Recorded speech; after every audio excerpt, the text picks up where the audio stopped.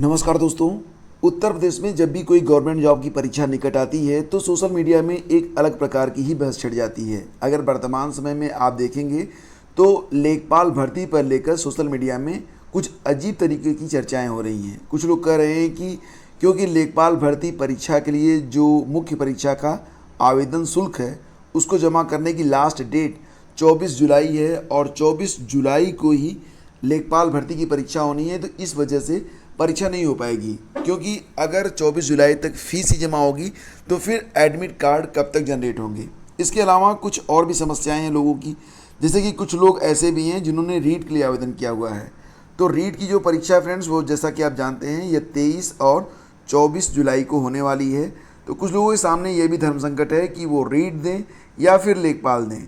तो सबसे पहले तो इसी पर चर्चा कर लेते हैं कि आपको रीट की परीक्षा देनी चाहिए या फिर लेखपाल भर्ती की परीक्षा में शामिल होना चाहिए। तो यहाँ पर देखिए, बेसिकली आपको ये बात समझना चाहिए कि क्योंकि रीट की परीक्षा ये राजस्थान में होने वाली है और लेखपाल की परीक्षा ये उत्तर प्रदेश की परीक्षा है। तो ऐसी कंडीशन में मैं आपको यही राय दूंगा कि अगर आप यूपी से हैं तो आप लेखपाल भर्ती के लिए शामिल हों, अगर आप राजस्थान से हैं तो आप रीट की तैयारी करें, ये आपके लिए बेहतर रहेगा। अब इसके बाद आइए चलते हैं मुख्य मुद्दे पर, और मुद्दा ये है कि क्या 24 जुलाई को परीक्षा होगी या नहीं होगी। तो देखिए फ्रेंड्स, यहाँ पर मैं आपको बताना चाहूँगा कि कुल मिला के लगभग 17 लाख आवेदन किए गए थे लेखपाल भर्ती परीक्षा के लिए, यानी कि पीटी 2021 में लगभग 17 लाख के आसपास अभ्यर्थी जो थे वो पास आउट हुए थे। 12 लाख के समथिंग लोगों ने लेखपाल भर्ती मुख्य परीक्षा के लिए आवेदन किया था और अंतिम रूप से जब कट ऑफ जारी हुई तो लगभग उसमें कुल मिला के देखा जाए तो 2 लाख समथिंग लोगों को जो है मुख्य परीक्षा के लिए बुलाया गया है, यानी कि उनको शॉर्ट लिस्ट किया गया है। तो यहाँ पर देखिए, जो परीक्षा केंद्र हैं पहले से निर्धारित हो चुके हैं, यानी कि जब आप अपनी फ़ीस को जमा करेंगे तो उसके बाद आपको एडमिट कार्ड जब उपलब्ध होंगे तब आपको डाउनलोड करने का ऑप्शन तुरंत उपलब्ध करवा दिया जाएगा। इसलिए बेहतर यही होगा कि आप जो डेट दी गई है 24 जुलाई को ही आप परीक्षा तिथि मान कर चलें। और इसके बारे में अधिक संशय में अगर आप रहेंगे तो नुकसान सोचिए कि किसका होगा, नुकसान तो आपका ही होने वाला है। तो फिलहाल फ्रेंड्स, आपसे बस यही कहना चाहूँगा कि लेखपाल भर्ती की मुख्य परीक्षा ये 24 जुलाई को होने जा रही है। बाकी जो चीज़ें हैं, बाकी जो तथ्य हैं, बाकी जो डिस्कशन है वो सोशल मीडिया पर और UP SSC पर छोड़ दीजिए। आपको जो डेट बताई गई है वो है 24 जुलाई। तो 24 जुलाई को मान के चलिए कि आपकी परीक्षा होने वाली है। और आज क्योंकि अब हो गई है तारीख 3 जुलाई, तो आपके पास समय भी बहुत कम बचा हुआ है, मात्र 21 दिन का समय है और ये समय बहुत ही महत्वपूर्ण है आपके लिए। तो अगर आप चाहें तो ये जो समय है मिल रहा है आपको, इसको आप बहस में गंवा दें या फिर इंतज़ार करते रहें एक नए नोटिफिकेशन का, या फिर तैयारी करते रहें। और अगर आप तैयारी करते हैं तो इसका फ़ायदा आपको मिलेगा ज़रूर। फिलहाल फ्रेंड्स देखिए, एक और भी खबर है कि लक्ष्य 9,500 भर्ती का हुई 950 से भी कम भर्ती। तो बात यहाँ पर क्या हो रही है, UP SSC के बारे में। UP SSC ने योगी सरकार 2.0 के 100 दिन के कार्यकाल में 9,500 युवाओं को नौकरी देने का दावा किया था, लेकिन आयोग 100 दिन में 10% से भी कम, यानी कि लगभग 940 युवाओं का ही चयन कर सका है। तो यहाँ पर देखिए, जो मुख्य बात आ रही है सामने वो ये है कि अगर ANM वाली भर्ती पूरी हो जाती तो ये जो टारगेट था वो भी अचीव हो जाता, पूरा हो जाता। लेकिन फ़िलहाल ANM के लिए जो पद हैं आप देख सकते हैं, बहुत बड़ी संख्या में पद हैं, 9,212 पद हैं। ये भर्ती जो थी वो पूरी नहीं हो सकी है और यही वजह है कि टारगेट अचीव नहीं हो सका है। हालांकि आयोग ने ये भी कहा है कि आने वाले दिनों में बहुत जल्दी ANM की जो भर्ती है उसको कंप्लीट कर लिया जाएगा, यानी कि इस टारगेट को अचीव करने का प्रयास किया जाएगा। तो आयोग ने 3 भर्ती परीक्षाओं के आयोजन लक्ष्य की तुलना में 5 परीक्षाएं कराई हैं। इसमें 16 अप्रैल को JEE की परीक्षा हुई, 8 मई को ANM मुख्य परीक्षा हुई, 22 मई को मंडी परिषद के नक्शा नवीस और रोड रोलर संचालक और सहायक सांख्यिकी अधिकारी परीक्षा कराई गई। 3 जुलाई को भी सहायक बोरिंग टेक्नीशियन की परीक्षाएं शामिल हैं। तो ये सहायक बोरिंग टेक्नीशियन की जो परीक्षा है ये हो चुकी है। तो इसका जो क्वेश्चन पेपर है ये जैसे ही उपलब्ध होता है इसकी आंसर की मैं आपको उपलब्ध करवा दूंगा। तो फिलहाल फ्रेंड्स, ये जो आंकड़े हैं इस पर बहुत अधिक फोकस न करते हुए आपको फोकस करना चाहिए जो आने वाली परीक्षाएं हैं उस पर, क्योंकि जो आने वाली परीक्षाएं हैं उसी से आपका भविष्य निर्धारित होगा। तो फिलहाल आयोग ने 3 नए विज्ञापन जारी करने का लक्ष्य रखा था, इसमें सिर्फ 2 ही विज्ञापन जारी हुए हैं। एक तो पीटी का है, दूसरा पूर्ति निरीक्षक परीक्षा का है। तो इसी तरह 4 परीक्षाओं के नतीजे घोषित करने के लक्ष्य की तुलना में सिर्फ 3 परीक्षाओं आबकारी सिपाही, कनिष्ठ सहायक और एएनएम की लिखित परीक्षा का ही परिणाम जारी किया गया है। आयोग के अध्यक्ष का कहना है कि आवेदन पत्रों और दस्तावेजों का बारीकी से सत्यापन चल रहा है, जिससे भविष्य में कोई दिक्कत न आए। उन्होंने कहा कि आगामी 8-10 दिनों में एएनएम की जो भर्ती है वो कंप्लीट करवा ली जाएगी। चलिए आगे बढ़ते हैं, अगली खबर देखते हैं। उत्तर प्रदेश लोक सेवा आयोग ने शासन को भेजा प्रस्ताव, सीधी भर्ती में अब स्क्रीनिंग परीक्षा के भी जुड़ेंगे अंक। तो उत्तर प्रदेश लोक सेवा आयोग अब जो सीधी भर्तियां होंगी उसमें स्क्रीनिंग परीक्षा के अंक भी जोड़े जाएंगे और जो इंटरव्यू होगा उसके भी अंक जोड़े जाएंगे, यानी कि दोनों के अंकों को जोड़कर ही फाइनल मेरिट जो है वो तैयार की जाएगी। तो यहाँ पर देखिए कहा गया है कि अब तक चयन सिर्फ इंटरव्यू के नंबरों के आधार पर ही होता रहा है। स्क्रीनिंग परीक्षा सिर्फ अभ्यर्थियों की भीड़ कम करने के लिए होती है। तो सूत्रों के अनुसार इस संबंध में शासन को प्रस्ताव भेजा गया है और इसकी सारी औपचारिकताएं भी पूरी हो चुकी हैं और किसी भी समय मुख्यमंत्री की मंजूरी मिल सकती है। आयोग के अध्यक्ष संजय श्रीनेत का कहना है कि शासन से मंजूरी मिलने के तत्काल बाद स्क्रीनिंग परीक्षा के अंकों को अंतिम चयन में जोड़ने की व्यवस्था लागू कर दी जाएगी। आयोग ने अगस्त 2018 में हुई बैठक में ही फैसला लिया था, लेकिन प्रस्ताव शासन में लंबित रहा। अब आयोग ने नए सिरे से नियमावली में बदलाव की अपनी संस्तुति भेजी है। यह बदलाव संघ लोक सेवा आयोग की तर्ज पर किया गया है। तो देखिए बेसिकली यहाँ पर बात ये कही जा रही है कि जो स्क्रीनिंग और इंटरव्यू होंगे सीधी भर्ती परीक्षाओं के लिए, तो उसमें स्क्रीनिंग और इंटरव्यू के 50-50% अंक जोड़े जा सकते हैं और इस प्रकार से मेरिट तैयार करवाई जाएगी। तो देखिए यहाँ पर कहा जा रहा है कि सीधी भर्ती वह भर्ती होती है जिसमें चयन साक्षात्कार के आधार पर किया जाता है।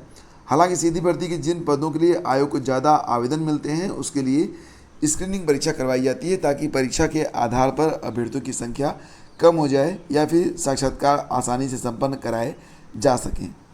तो चलिए ये भी आपके लिए एक अच्छी ही खबर है। इसी क्रम में आगे बढ़ते हैं, देखते हैं अगली खबर। तो 6521 विद्युत सखियों का चयन अगले 3 महीने में। ग्रामीण क्षेत्रों में सक्रिय स्वयं सहायता समूहों से जुड़ी महिलाएं बिजली महकमे के बकाया बिजली के बिल वसूलने में लगातार रिकॉर्ड बना रही हैं। राज्य ग्रामीण आजीविका मिशन और 6521 विद्युत सखियों का चयन करने जा रहा है। 3 महीने के अंदर ये जो प्रक्रिया है उसको पूरी की जाएगी। तो पूरे जून महीने में विद्युत सखियों ने 45 करोड़ रुपए वसूले हैं और उसी से मोटिवेट होकर 6521 विद्युत सखियों का चयन किया जाएगा। तो अगले 3 महीने में लगभग 6500 विद्युत सखियों का चयन होने वाला है। इसके लिए ग्रामीण स्तर पर ही चयन किया जाएगा। तो जो पूरी चयन प्रक्रिया होगी जैसे ही डिक्लेयर होती है हम आपको तुरंत जो है इसी चैनल के माध्यम से सूचित कर देंगे। और देखिए फ्रेंड्स, अगर आप टेलीग्राम चैनल स्टडी विद ज्ञान प्रकाश से नहीं जुड़े हैं तो जुड़ जाइए अगर आप टेलीग्राम यूज करते हैं, क्योंकि ये आपके लिए बहुत ही इंपॉर्टेंट है। और दिन भर में जो भी महत्वपूर्ण घटनाएं होती हैं, जो भी इंपॉर्टेंट करंट अफेयर होते हैं, इसके अलावा जो अन्य चीज़ें होती हैं जो कि आपके करियर के लिए महत्व रखती हैं, सारी चीज़ों के लिए मैं आपके लिए तुरंत एक ऑडियो तैयार कर देता हूं और ऑडियो लिंक मैं टेलीग्राम चैनल स्टडी विद ज्ञान प्रकाश पर शेयर कर देता हूं। तो उसको क्लिक करके आप तुरंत सुन सकते हैं। इस प्रकार से आप सारे दिन बिल्कुल अपडेट रहते हैं। उत्तर प्रदेश के बैंकों में क्लर्क ग्रेड की होंगी 1089 भर्तियाँ। मैंने आपको 2 दिन पहले ही बताया था दैनिक रोजगार समाचार के सेशन में कि IBPS के माध्यम से लगभग 7000 बैंक क्लर्क के लिए वैकेंसी जारी की गई है, जिस पर ऑनलाइन आवेदन शुरू हो चुके हैं। और मैंने आपको सारी चीज़ें उसमें डिक्लेयर कर दी थी, मतलब बताई थी कि क्या क्या चीज़ें उसमें, क्या योग्यता होनी चाहिए, किस प्रकार से आप आवेदन करेंगे वगैरह वगैरह। तो अगर आप IBPS क्लर्क भर्ती में शामिल होना चाहते हैं तो इसके लिए यहाँ पर देखिए सीटों की संख्या बताई गई है कि कहाँ पर कितनी सीटें रहेंगी। जैसे कि उत्तर प्रदेश में लगभग कुल मिला के 1089 सीटें हैं। इसके अलावा जो अलग अलग स्टेट हैं वो देख सकते हैं आप। दिल्ली और NCT में 295 सीटें हैं, गोवा में 71 हैं और इसी प्रकार से कर्नाटक में 358 सीटें हैं। तो अगर आप बैंक क्लर्क जॉब करना चाहते हैं तो आप IBPS के लिए आवेदन कर सकते हैं। इसके लिए जो आवेदन है फ्रेंड्स, IBPS यानी कि institute of banking personal selection. तो कुल मिला के 6035 क्लर्क भर्ती के क्रम में ये आवेदन जो है चल रहे हैं और लास्ट डेट 21 जुलाई है।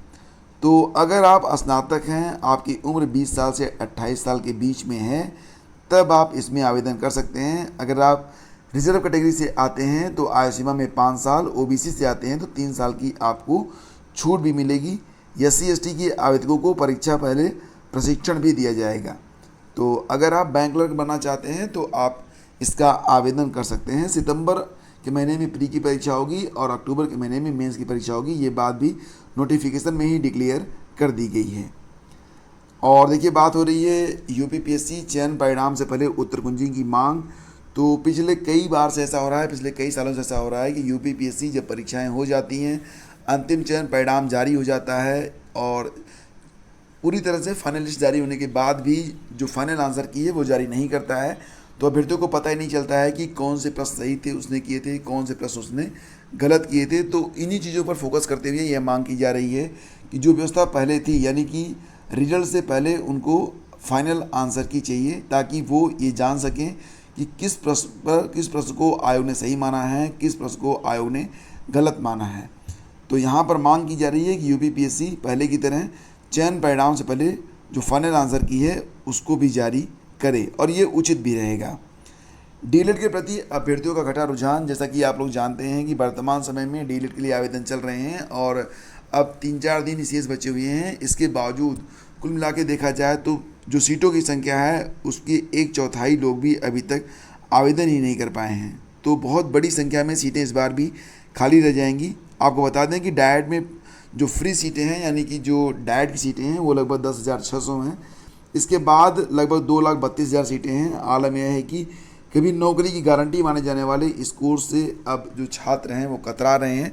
मुख्य वजह यह होती है कि अगर वो बीएड करते हैं तो उनको ज़्यादा मौके मिलते हैं, जबकि डीएलएड करने वालों को सिर्फ प्राइमरी भर्ती में ही जाने के मौके उपलब्ध होते हैं। यही वजह है कि अब इस कोर्स से छात्र जो है खुद को बचा रहे हैं। और स्थिति तो ये बन गई है कि बहुत सारे निजी कॉलेज बंद होने के कगार पर हैं। कुछ निजी कॉलेजों ने तो इस बार आवेदन भी किया था कि उनको जो नए स्टूडेंट हैं वो अलॉट ही ना किए जाएं। और अगर देखा जाए तो बहुत सारे कॉलेज ऐसे भी हैं जिनको पिछले सत्र में मात्र 1 दर्जन या उससे भी कम छात्र मिले।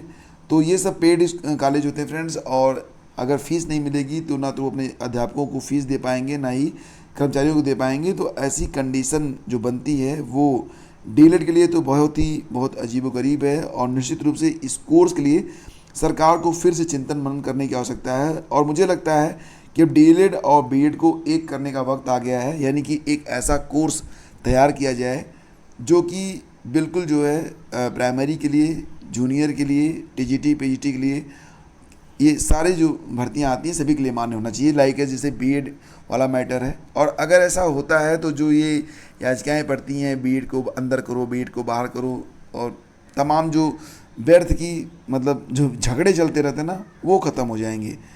तो फिलहाल सरकार को चाहिए कि एक बार विचार ज़रूर करें डीएलएड के प्रति, क्योंकि डीएलएड के लिए तो फिलहाल अब स्टूडेंट ही नहीं मिल पा रहे हैं। और देखिए, परीक्षा निरस्त कराने को याचिका, तो बात यहाँ पर हो रही है इलाहाबाद विश्वविद्यालय में 7 जुलाई से प्रस्तावित LLB प्रथम और चतुर्थ सेमेस्टर की परीक्षाएं निरस्त कराने की मांग को लेकर छात्रों ने इलाहाबाद हाईकोर्ट में याचिका डाल दी है।